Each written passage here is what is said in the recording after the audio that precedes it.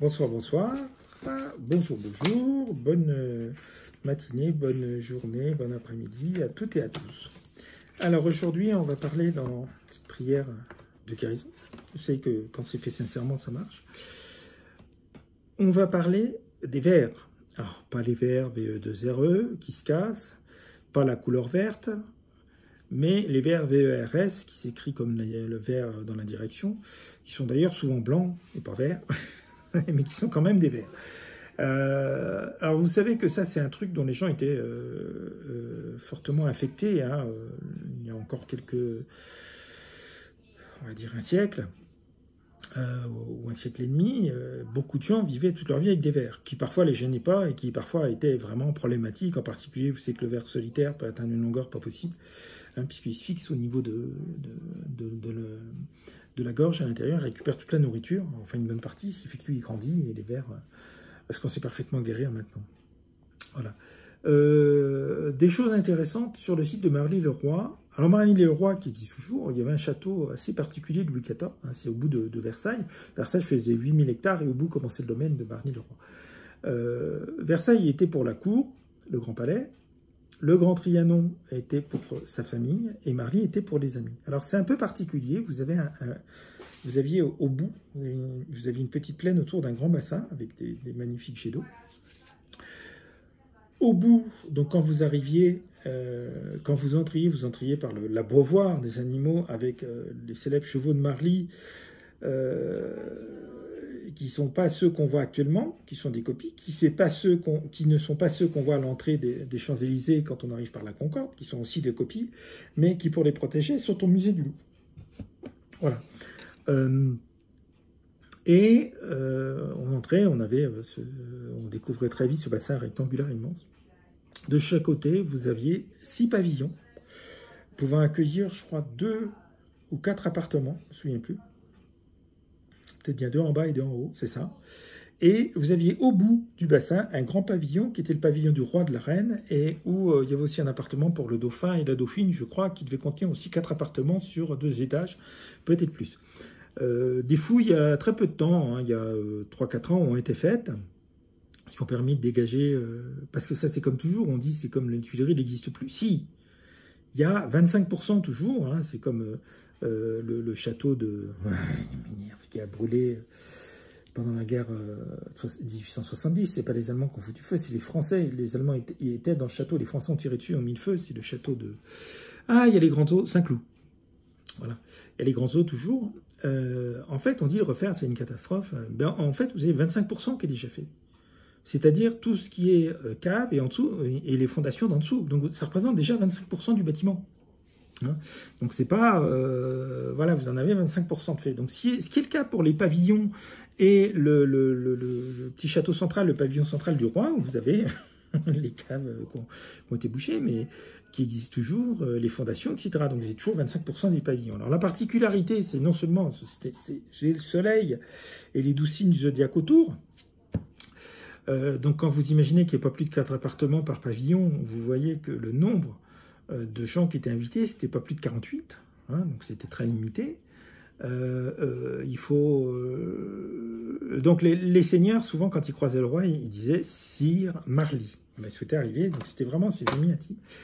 Il y avait des jeux d'eau et des treillages absolument colossaux. C'est là qu'on a vu d'ailleurs Louis XIV, mon petit Amadeus. C'est là qu'entre autres on a vu Louis XIV prendre un coupet des mains d'un jardinier et lui montrer comment faire. Je vous l'ai dit, les rois étaient habitués, ils savaient labourer, etc., semer, tout ce qui s'ensuit, donc ils n'étaient pas, ils savaient faire tout un tas de choses. Hein. Donc là, il lui montre, il n'était pas content. Les sculptures de verdure étaient absolument hallucinantes, peut-être encore pire que les taupières à Versailles et les allées-tout. Ce qu'on appelle une taupière, c'est une figure en buis qui représente une figure géométrique à Versailles. Sculpté dans le buis, etc. C'est assez délirant. Donc il y en avait plus de 400 motifs à Versailles. Il y en a peut-être bien maintenant un peu plus de 40. On en a refait beaucoup, hein, c'est-à-dire c'est très bien. Notamment tout le long du Grand Canal et du Petit Canal, comme c'était avant, entre deux, ça doit être des marronniers, entre deux marronniers à chaque fois. Je ne sais plus si c'est des marronniers ou pas. Et puis il y en a tout le long du parterre de la Tonne, etc.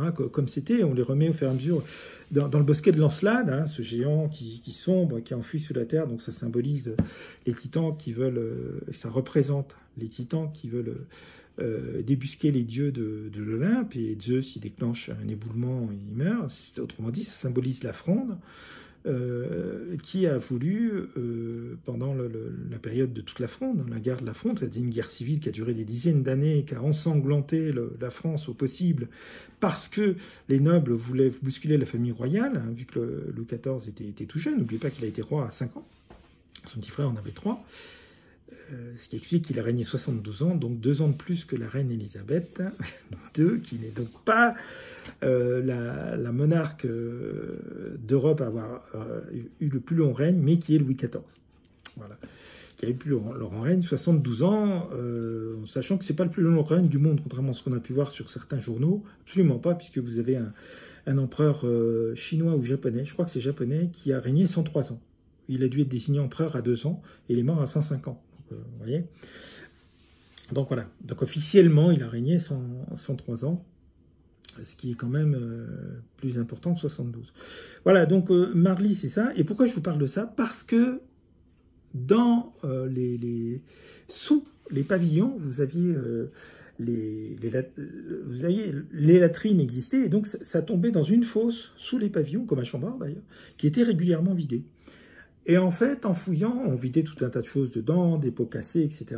pour la cuisine. Donc, ça a été fouillé il y a quelques années, hein, c'est 2017-2018, quelque chose comme ça, il n'y a pas longtemps. Et donc, on a découvert tout un tas de vaisselle casée. Donc, ça a montré ce qu'on utilisait au niveau de la noblesse des invités. On a retrouvé pareil au niveau du pavillon du roi.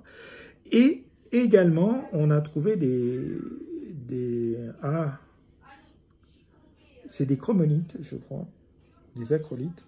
Qui sont des excréments fossilisés, si vous les solidifiez. Et donc, ça a permis de déterminer les maladies et les parasites que les gens avaient à l'époque. Donc, on a trouvé tout un tas de sortes de vers et tout. Ça a permis, vous voyez quand on fait des fouilles, voilà. Donc, j'en reviens quand même à mes vers, hein. Voilà. Donc, en faisant ces recherches, ça a permis de déterminer, et on a constaté qu'effectivement, même les nobles à l'époque, donc c'était tout le monde, c'est pas forcément les nobles, ils étaient aussi infestés de vers. Dans leurs intestins, etc. Voilà. Donc, comme quoi les recherches donnent beaucoup d'indications sur les fragilités, sur tout un tas de choses, sur ce qu'on mangeait, et également la vaisselle, donc sur beaucoup de choses. Voilà. J'en reviens à notre prière pour être guéri des vers. Il est évident qu'aujourd'hui, il y a d'autres choses parmi les vers, dans le sens où, comme les gens vont facilement faire des voyages à droite et à gauche, il y a des petites surprises, comme des gens qui se font piquer, puis ça gonfle, et ce sont parfois des petites araignées qui sortent de la joue, parfois ce sont des vers. Donc heureusement, quand vous allez voir les médecins, ils font des radios, ils voient tout de suite et c'est vite traité, mais tout ça n'est pas forcément rassurant.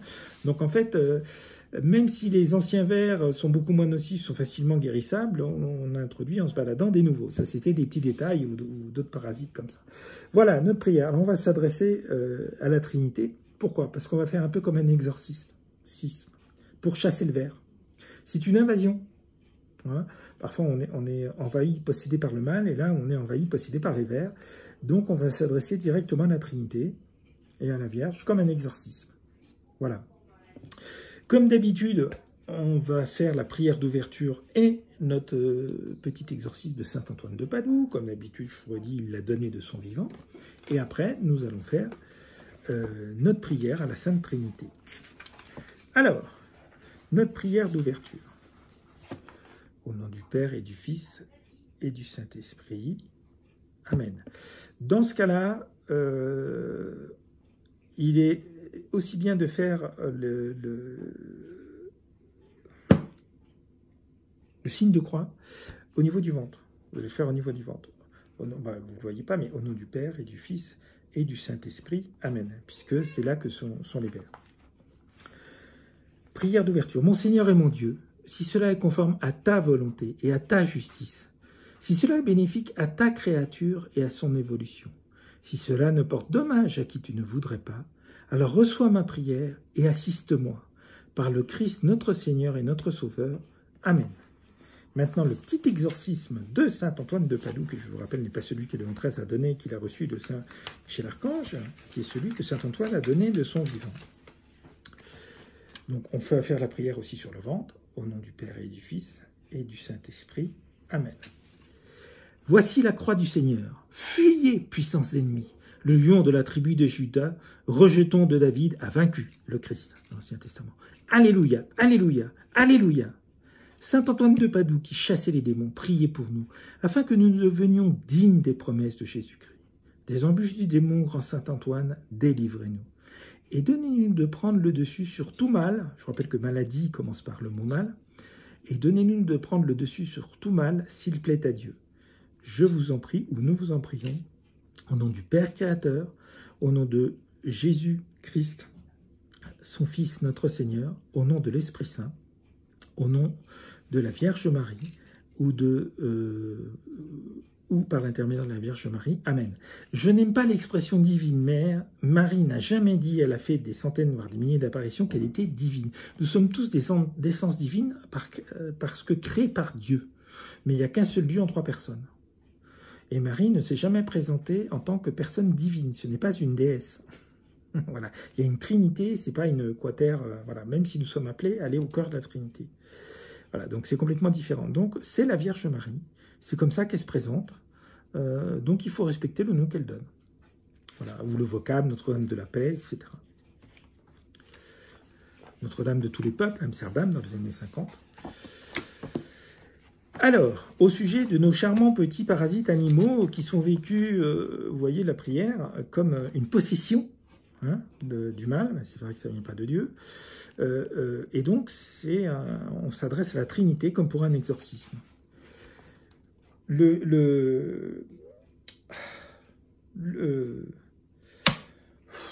j'ai du mal, hein. Le signe de croix, on va le faire comme tout, dans ce cas-là, sur le ventre, au nom du Père et du Fils et du Saint-Esprit. Amen. Alors, il est recommandé de dire cette prière à jeun, évidemment. Au nom du Père créateur, donc après la prière d'ouverture et l'exorcisme, au nom du Père créateur, au nom de Jésus-Christ, le Fils notre Seigneur, au nom de l'Esprit Saint, au nom de la Vierge Marie, je t'abjure que tu ne manges ni chair, ni os, ni sang de, soit moi, soit la personne sur laquelle on prie, hein, qui est envahie par les vers, donc de X, on nomme la personne, et pour que tu sortes promptement pour n'y plus revenir. Je t'abjure, je vous reprends, au nom du Père créateur, au nom de Jésus-Christ, le Fils notre Seigneur, au nom de l'Esprit Saint, au nom de la Vierge Marie, je t'abjure que tu ne manges ni chair, ni os, ni sang de monsieur ou madame X, Jacqueline, la personne sur laquelle vous priez, ou moi, ou etc. Et que tu sortes promptement pour n'y plus revenir. Par ma bouche, Dieu l'ordonne. Vous voyez qu'on fait comme un exorcisme. Au nom du Père créateur, au nom de Jésus-Christ, le Fils de notre Seigneur, au nom de l'Esprit Saint, par l'intermédiaire de la Vierge Marie, qu'il en soit ainsi. Amen. Donc on recommande de dire ces prières avec conviction, avec foi, avec sincérité, avec spontanéité, à jeun, de faire les signes de croix sur le ventre, de rajouter 3 Notre Père et 3 Je vous salue Marie, soit avant, soit après. Alors on va les faire après. Notre Père, qui es aux cieux, que ton nom soit sanctifié, que ton règne vienne, que ta volonté soit faite sur la terre comme au ciel. Donne-nous aujourd'hui notre pain de ce jour. Pain, nourriture matérielle, et pain spirituel. Pardonne-nous nos offenses, comme nous pardonnons à tous ceux et celles qui nous ont offensés. Et ne nous laisse pas entrer en tentation, depuis 4 ans. François a modifié, c'est plus ne nous soumet pas à la tentation, mais ne nous laisse pas entrer en tentation, ce qui est beaucoup plus conforme au Notre Père que le Christ dit dans les évangiles. Mais délivre-nous de tout mal, car c'est à toi qu'appartient le règne, la puissance et la gloire pour les siècles des siècles. Amen. Notre Père qui es aux cieux, que ton nom soit sanctifié, que ton règne vienne, que ta volonté soit faite sur la terre comme au ciel. Donne-nous aujourd'hui notre pain de ce jour. Pardonne-nous nos offenses, comme nous pardonnons aussi à celles et à ceux qui nous ont offensés. Et ne nous laisse pas entrer en tentation, mais délivre-nous de tout mal, ainsi soit-il. Notre Père qui es aux cieux, que ton nom soit sanctifié, que ton règne vienne, que ta volonté soit faite sur la terre comme au ciel.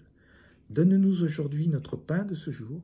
Pardonne-nous nos offenses, comme nous pardonnons aussi à celles et à ceux qui nous ont offensés. Et ne nous laisse pas entrer en tentation, mais délivre-nous de tout mal. Car c'est à toi et à toi seul, Seigneur, qu'appartiennent le règne, la puissance et la gloire, pour les siècles des siècles. Amen. Je vous salue, Maman Marie, pleine de grâce, le Seigneur est avec toi. Tu es bénie entre toutes les femmes, et Jésus, le fruit de tes entrailles, est béni. Sainte Marie, Maman de Dieu, prie pour nous, pauvres pécheresses et pauvres pécheurs, maintenant et à l'heure de notre mort. Amen. Pourquoi je dis maman? Parce que c'est notre maman du ciel. Voilà.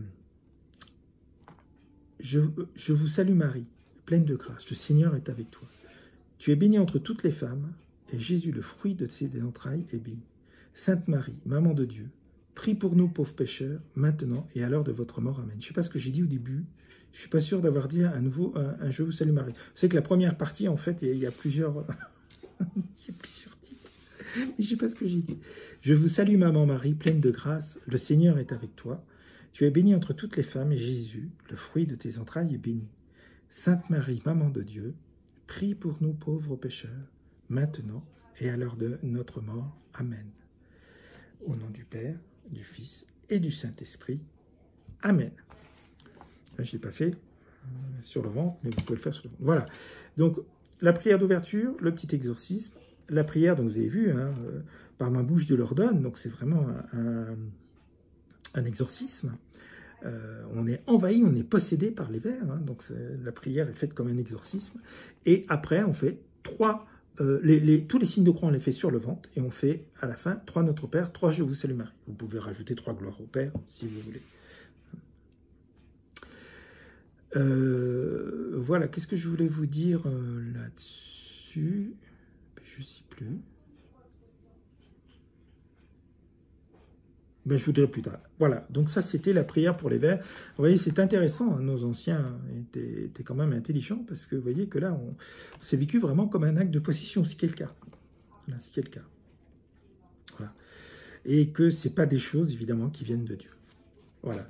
Sur ce, je vous souhaite une très bonne matinée, une très bonne journée, une très bonne soirée, une très bonne nuit. Et je vous dis à plus. Que Dieu vous bénisse.